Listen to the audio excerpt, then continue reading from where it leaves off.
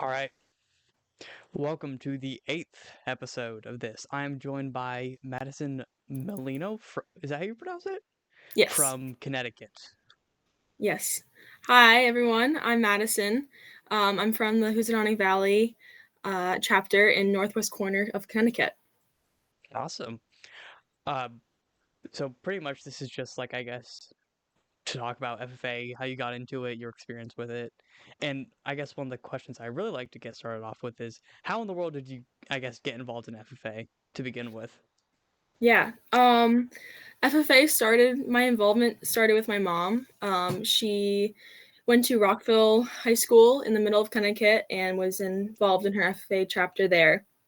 And then when she went to college in North Carolina State University, NC State, she was majoring in pre-vet animal science.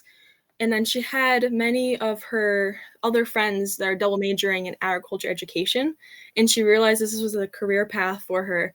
And she realized that she wanted to be an ag teacher. So I grew up having my mom as an FFA advisor and ag teacher. So that really started my involvement. And her passion in animal science led to me caring for a variety of animal species. Awesome. Yeah. Um, I I guess, so you, I guess,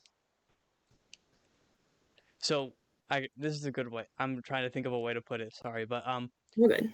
um is your FFA chapter, I guess, a traditional type of FFA chapter? Like, I don't know how to describe it. Like, is a lot of people in your chapter like from a traditional FFA like farming background? Because personally, my chapter is absolutely not. It's in the middle of one of the larger cities in Kentucky, and I'm just interested. Yeah. My FFA chapter, I would say, is majority come from a farm background, but a lot of them join with just a basic interest. My school works from we're in we're not in an urban area. We have about 8 towns flooding into one school. So people their freshman year, they have a select like 20 people from their K through 8th grade year school that they know. And they have all these other groups of students that they don't know. So the freshman experience is different from other schools. I would say a little over half of our program, they come from an ag background or their parents own. There's a lot of landscape and companies around me. There's dairy farms, Laurelbrook Farm, for example. So a lot of them that are in the FA program currently have an ag-related job outside of school that they also use as their SAE projects. It's actually pretty cool. So is it like a bunch of like I from what I can gather from that, is it like a bunch of small towns that are like feeding into like Yeah, one school. one school from eight different towns? How many Yes. kids? So, for example, my younger sister, she goes to Falls Village, which is right in the town of the school. She has about 7 people in her graduating class, 8th grade. It's very small. And then the biggest, I think, is about 45. Um, I am an out of district student, so that experience is not the same for me. I have gone to 3 different schools in 3 different states, believe it or not. This graduating class that I came from in New York, because I'm a New York resident, and we actually have a lot of New York residents that go into our school that transfer. That's what I think the biggest thing about our ag department at our school is that we have about 20 people at our New York residents, and they come to our school for our ag program. It is a public school, so it has amazing opportunities that people take advantage of when they're 20 minutes away over the border, because we're about 15 minutes south of Massachusetts and 10 minutes from New York. I So was right in just the about to ask that because so you guys are like right near New York, like yeah, right there. yep. Which so it's Connecticut. So you're like near South New York, South New York, Yeah, we say upstate, but I'm right on the Massachusetts border in New York, so yeah, the tri-state area really. tri-state area. Yeah. So there's so many tri-state areas because um Indiana, Ohio, and Kentucky are technically just that like weird. I don't know. I've never understood that like tri-state area name because Yeah. it's so many. Then there's like fours, which is Arizona, Utah, New Mexico, and whatever else I forgot. I never Hmm. did too well in geography, but um, I guess what.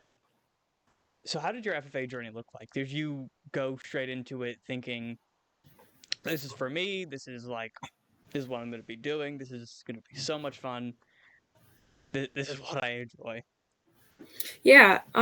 So starting well, first of all, when I was in pre-K through third grade, my mom was working at the school that I went to, and this was in Massachusetts, and it's a K through 12th grade school. I went to her classroom after school surrounded by FFA members, practicing for vet science CDE, the horse judging CDE. She was the only ag teacher, FFA advisor in that building at the time. Currently, I go to a school where there's 4 ag teachers and FFA advisors. So that's what started it for me. So I grew up with wearing an FFA shirt saying future FFA member on it, and I helped with the petting zoo that we had at our school. I would hold my Polish chicken in my hand and let kids pet her. I had a miniature pony that I would walk around. I was present for dozens of lamb births at our barn at the school. So walking into high school as a freshman, also being an out-of-state student, not really knowing anyone, I knew that FFA was going to be a place where I could make friends and grow as a person and take opportunities. Before FFA, for me, I was involved in 4-H for 1 year. It was a newly established 4-H. We were called the Money Bunnies, and the person running it was a rabbit breeder, Mini Lops. And unfortunately it fell apart, and the involvement decreased, but I learned a lot through that, visiting local farms. And then my middle school years, I was involved in pony club. I have horses at my house, and I've been riding horses for about 10 years now. So joining my Lakeville Pony Club was really a step up into getting involved in agriculture myself. So going into freshman year, my first CDE I competed in, the first time I ever zipped up my corduroy jacket was competing in the horse judging CDE my freshman year. And I continued with that CDE until I made it to nationals this past year as a senior. We won first in our state my junior year, and I stuck with that. So I'm really proud about that. As an officer this year, I am this year's historian. Last year, I served as our junior advisor. As freshmen, our school have the ability an opportunity to apply to be a junior officer.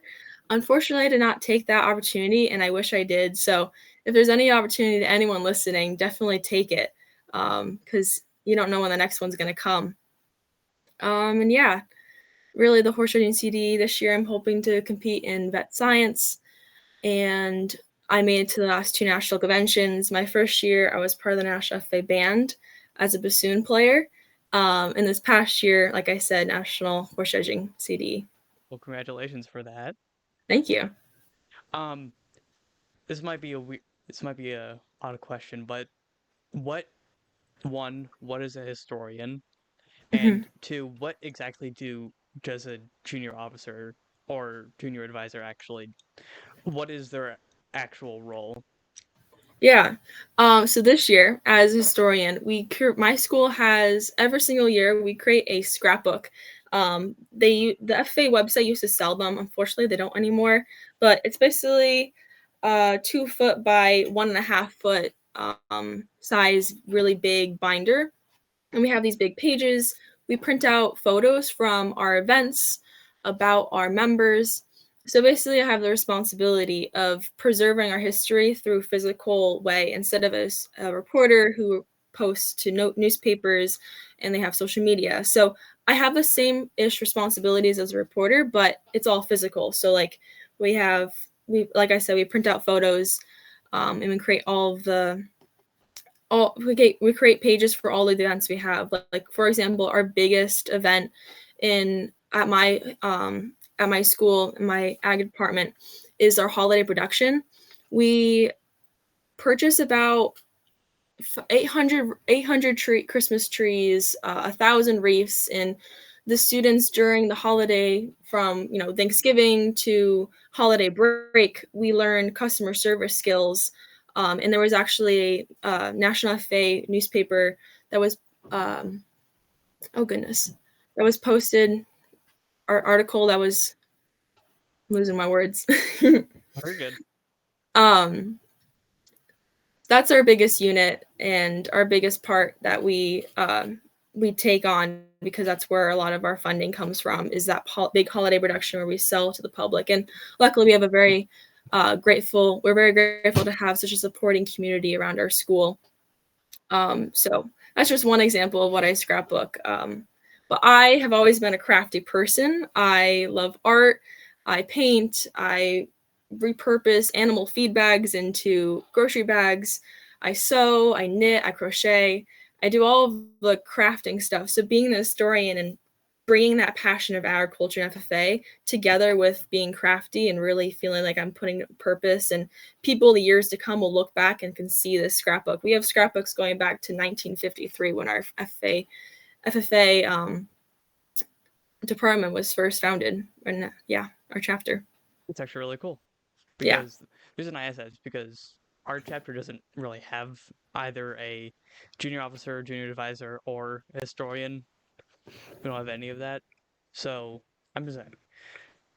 So now what does a junior officer do? Yeah, so junior officers are only open to freshmen. We just had our elections back in the middle of November, and they basically shadow the current officers that are on our chapter. We have officers including, president, vice president, reporter, treasurer, secretary, and junior advisor being one of those. You asked the question what those do, and they're really helping out the advisors with tallying off tasks. I know last year as a junior advisor, I helped create the calendar every single year for the advisors to take that off their plate, to present the calendar in our hallway so that students can see when events are and to be prepared, as well as post field trips. So the junior advisor is to assist the advisors in tasks or helping give off tasks to other chapter officers to do. Junior officers are just shadowing the current officers and learning the position, about the position. They step in when those officers are not present, like for opening ceremonies, for our chapter meetings. And that's only open to freshmen. And later on, when you apply to be a chapter officer, that can help serve as a backbone of like, hey, I took this opportunity. I was a junior officer. That helps your application process there too. That's actually really cool. Actually, a really nice idea. That's a good way to get freshmen involved, get people who are new to FA involved, so they Yeah. can. Because I know a lot of freshmen are a bit discouraged about it, like, oh, I'll never get there. But have them being able to have a position or just have something to do to where they actually feel involved. That's not just competitions. That's pretty good. Yeah. I'm gonna talk to my own chapter about that one, but um, I guess what makes Connecticut FFA Connecticut FFA what makes it feel different from any other state's organization. Yeah, that's a good question. And as a New York resident, that might be harder for me to answer than a Connecticut resident or someone who's at a bigger school. We are one of the smaller chapters in the state. But being a part of New England, all of these smaller states, they have close relationships with each other. So, neighboring us is Rhode Island, and the Rhode Island state officers and the Connecticut state officers get to know each other really well because we both have these small states and we usually visit each other's state conventions frequently. So the biggest thing that sets Connecticut apart from other states is the size, really. Like our state convention is only 2 days long. We don't stay over there. We have about oh goodness, I don't want to say the wrong number. We have about 20-ish chapters throughout the state. And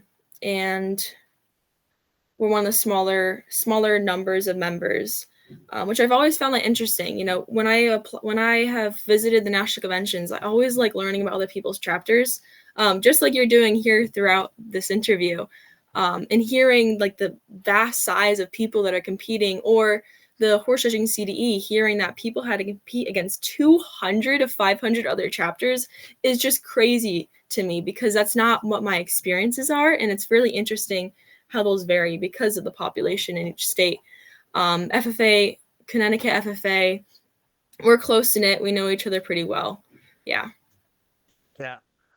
Going on that horse thing. I'm sure you've run into a lot of Kentucky people because it's very like horse stuff is super super big here, Yes, I and have that. I so I live in Lexington, which is the bluegrass area where like all the horse farms are, and Mhm. I can never escape horses.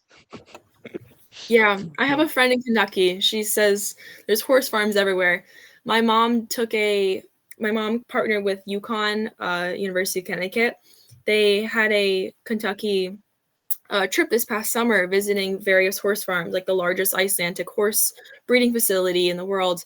So it was really interesting to hear about that, her experiences there, in teaching our equine class that we provide at our school. Yeah. yeah, and there's near my school. I go to a bit of a weird FFA chapter in school because um our school is like it's a half day program. So half the day students will go to Locust Race, which is the high school, and pretty much everything at Locust Race is all um, FFA and agriculture related. Then the other half of the day, they go back to the school that they're registered for core classes like math, science, language arts, history, or band. And I just, it's a bit different. So I've always loved, I guess, listening to like how other chapters do it because I have a very skewed perspective, Yeah. given that our chapter is an urban chapter and it's one of the weirder ones because it is like an entire school dedicated to agriculture rather than a small like 3 classroom area. Hmm. And um, I think there are a lot of opportunities that come with that, like the ability to like spend like half your day learning about agriculture, which gives students who are interested in a lot more ability to learn about the stuff that they like. Like we have a horse farm on campus. Yeah, I'll have to show you some pictures, but we have an equine barn which has a horse arena inside where students work with horses pretty much for half the day, and then there's 4 fields which are just filled with horses. Then we have a livestock barn that has cows and other like livestock, and it's opportunities that our students get, but we also miss out on some of them because it is an urban area. We also kind of a bit miss out on that community engagement Mm. because of the fact that it is in an urban environment and it's 400,000 people in Lexington, so there's not much of a like tight knit community, if that makes sense. Hmm. Like, Yeah. yes, everyone like, especially for like horses, like a lot of people know each other, so that does kind of feel like everyone is kind of closer together. But for like community events, like for fundraising, it's sometimes a struggle to like raise awareness because it's 400,000 people and all of our students go to different high schools for the other half of the day. Yeah, that's nice. I understand that urban part where the local agriculture isn't as strong in an urban area. Yeah.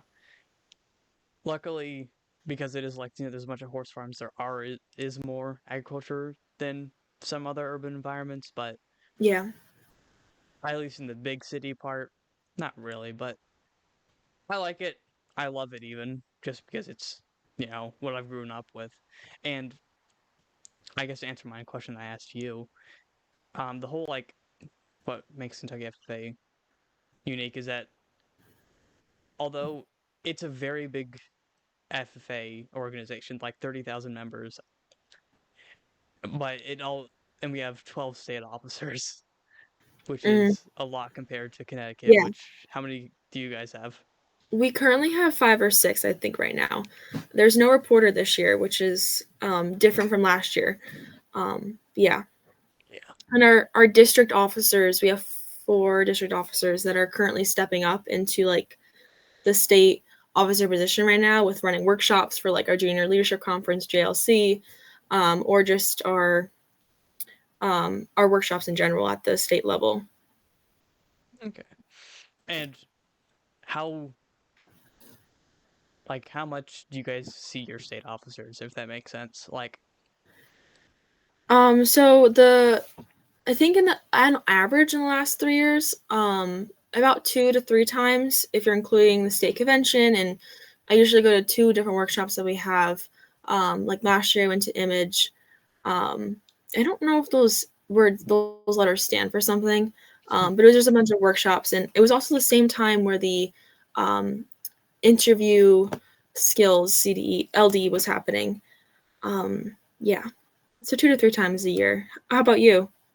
we because we have 12, we see them a lot more, especially at those workshops, because some of them do them, some of them don't. And I think we see them like 5 or 6 times a year.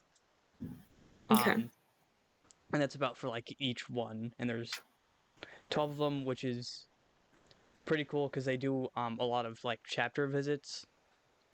So like they'll go to a bunch of different chapters across the state and just like peek in, go in for like during the events that they have, like in for us in the like bluegrass region, so the like central part of Kentucky, especially Bourbon County and us, we have this thing called the Bourbon Leadership Conference, which is in Bourbon County, and they go to the high school, and I think one or two of the state offices were there running workshops, and they're all spread out. Like some are in Lexington, some are in Bowling Green, some are in Paducah. Some it's just like very spread out.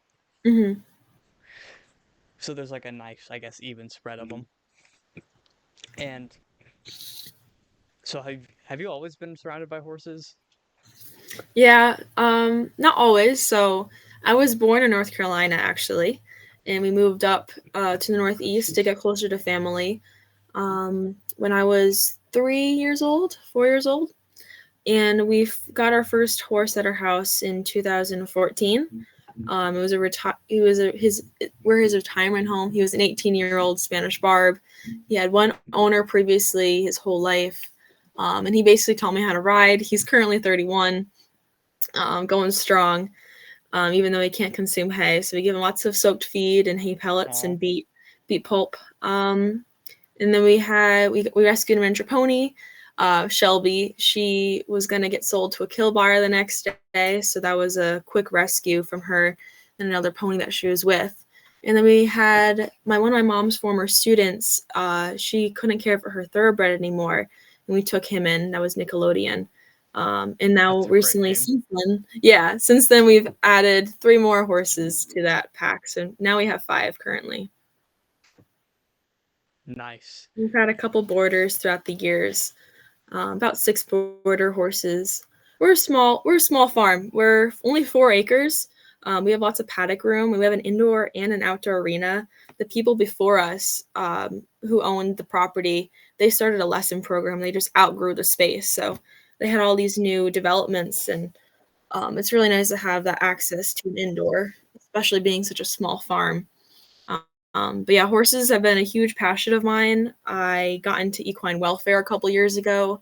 So on Instagram stories or just in general in conversations, speaking about and talking about the not misconceptions, but more misinformation about the horse world. I'm not very competitive for personal reasons. I do what my horses love, really. My horses love hunter paces and trail rides, so that's what I've been focusing a lot of my energy on. Our Morgan that came from UMass Amherst, a college in the middle of Massachusetts, part of their Morgan breeding program. She loves show jumping, so it's nice to have a horse that loves to compete more than you. But yeah, I've very educated on horses, and owning them and caring for them so long and building a bond for many years. It shapes you as a person, and all the responsibilities that I've had for caring for our other animals, such as our chickens, a goose, our rabbits. We have barn cats, we have a sheep and alpaca, and plenty of exotic small animals because I've cared for chinchillas, sugar gliders currently right now, and various reptiles like leopard geckos and tortoises and ferrets, and I can go on and on. But honestly, all the experiences of caring for a variety of animals is interesting, and it's rare because a lot of the agriculture industry is focused on, and that's what people say all the time, FFA isn't just, farming. It's not just caring for the farm animals. It's caring for your own animals. It's owning a business in the future. It's gaining those leadership opportunities, which is what I love most about FFA, is that it's so diversified, and I love that. Yeah, and I guess you mentioned how you like talking about misconceptions to like the equine world. What are like I guess the most common misconceptions that you see people, you know, saying or pro- propriating as like truth? Yeah, that's a hard question to answer shortly, but I think I enjoyed learning and being educated about horse behavior. There's a lot of behaviors that horses show that I think are twisted in the human eye. So, for example, today I was watching or I was listening to this podcast about horse separation anxiety and understanding horse behavior, and then they want to be with herds of horses. We see that as a problem and an inconvenience to us when a horse is, buddy sour and it has this other horse that it really wants to go to. But the horse herd in the wild, they naturally want to follow the horse that leaves. So like, for example, my Morgan, she did not feel comfortable going off property. So I use another horse to lead the way to follow her, and that gained confidence in herself. And a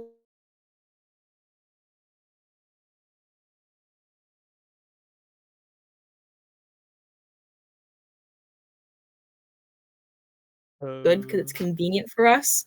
Like, for example, when they have to trailer them separately, it's better to trailer the horses together. Another one is the dressage world.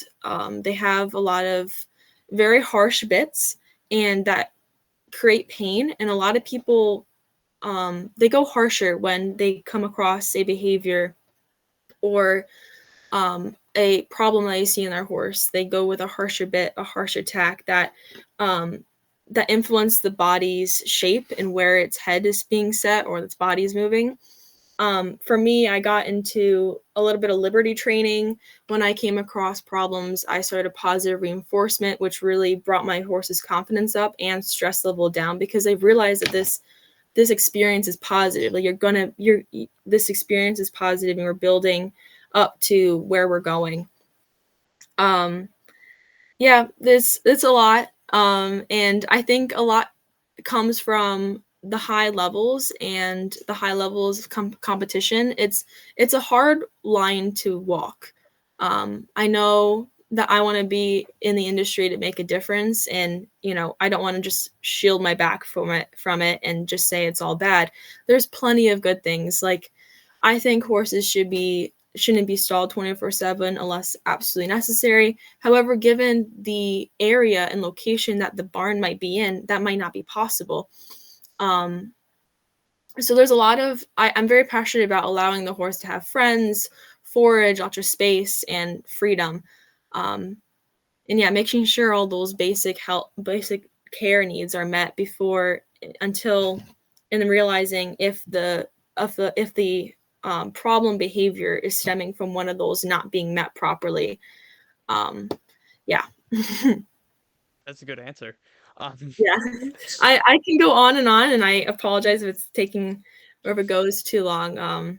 Yeah. don't worry about it. I love I it when could people are like know what they're talking about and are super passionate about like you can tell that they care because yeah, yeah. you That's know a lot because you it's so care. important. It's so important. And um yeah, I think positive reinforcement I've always seen as like better, especially because I work with animals in a veterinary because one of my essays is in a veterinary, so I work with a vet Mhm. as a vet assistant pretty much, and I've noticed that animals are a lot better when it comes to love positive reinforcement. Like Yeah. I'll notice, especially because I only work on Saturdays, I'll see the same few animals come in every so often because that's the day that we give like shots for like diabetes or steroids for arthritis or whatever. And I've like noticed that my vet, he does a lot of positive reinforcement. And I noticed that like animals who come in angry or scared or like agitated because it is the vet and they don't like being poked and prodded usually come out maybe not feeling happier about going the next time, but they're not, freaking out and being like aggressive or just being, I guess, wild is a best way I can describe it. Like the positive reinforcement I've noticed has like actually helped them deal with it more. Hmm. And I And assume that's the same with horses.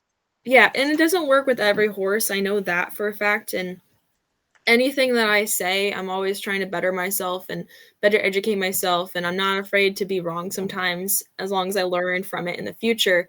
But my experience in when I first learned about positive reinforcement is that I have a horse currently. Her name is Alice. She's a draft cross. She's a Belgian cross. She does not like bits. She finds it very uncomfortable in her mouth, and I respect that, and I take that as a no. And so she's been riding in a hackamore for the last 9 years of her life. My Morgan, she absolutely loves positive reinforcement. She'll do anything for treats. And I have a clicker, so I have the way to reward and not have her just constantly like asking for them. I do bridleless riding with her and bareback riding, and that kind of shows you like how much you actually know or how much you can actually communicate with the horse when you take away all these things that, growing up and learning how to ride, you rely on, but taking away in the future. It's incredible. The relationship that you can form with the horse and the communication styles.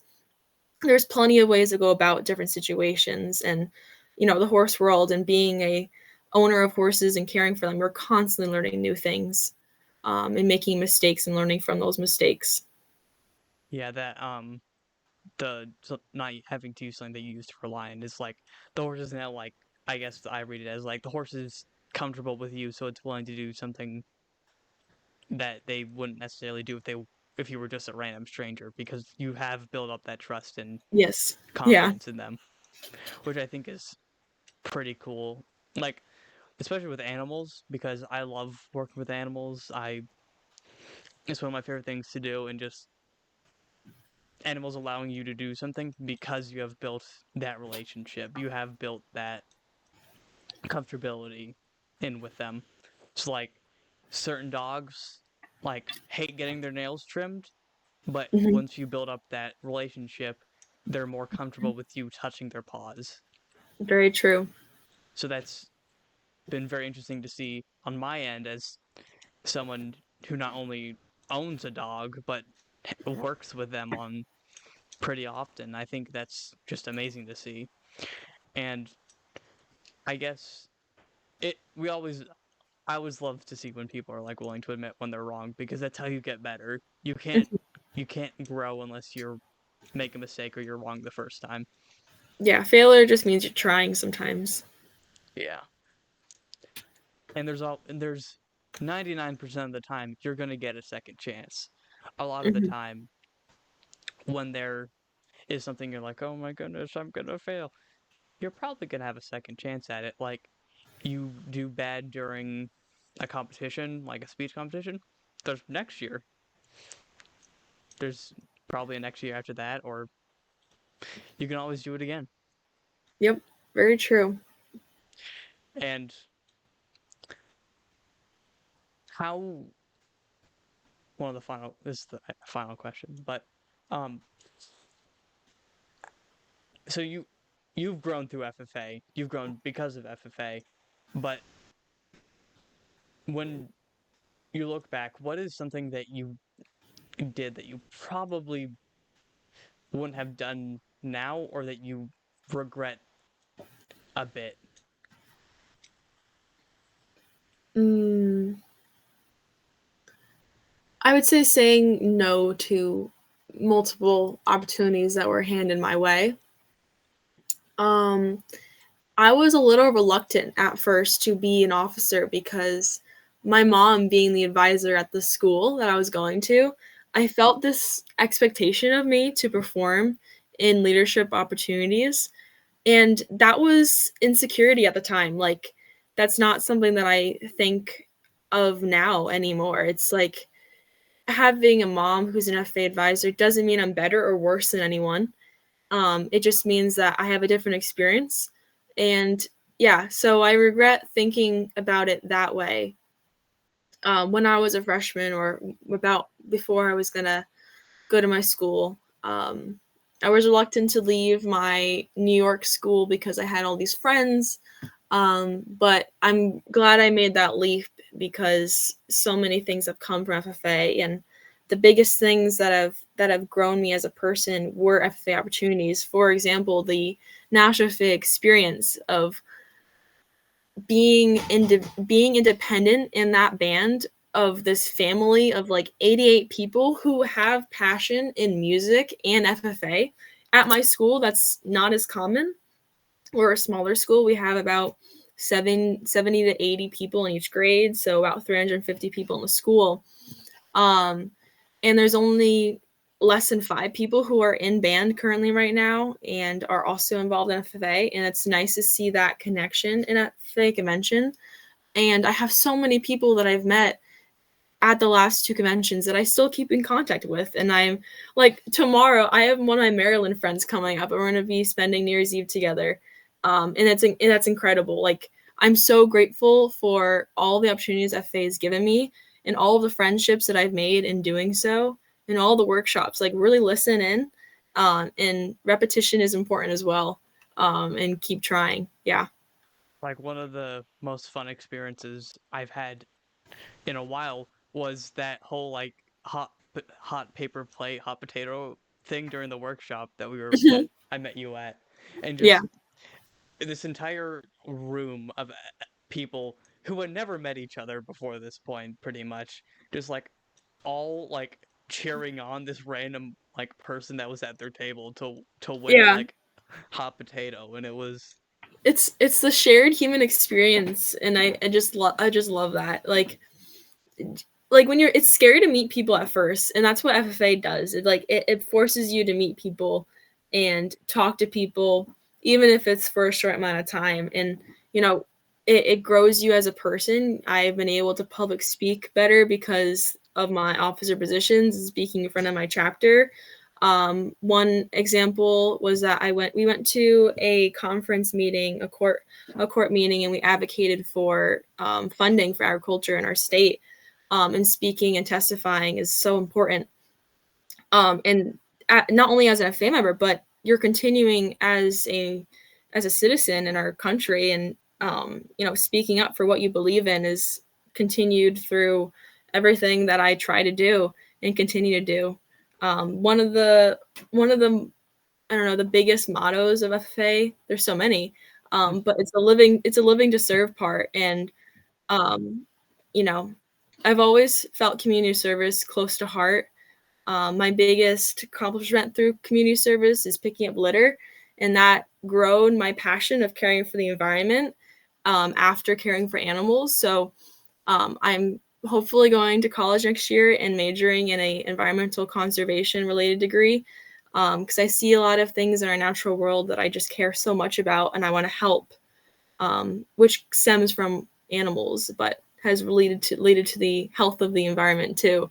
And volunteering at horse rescues and rescuing animals is going to be my passion for a long time as well.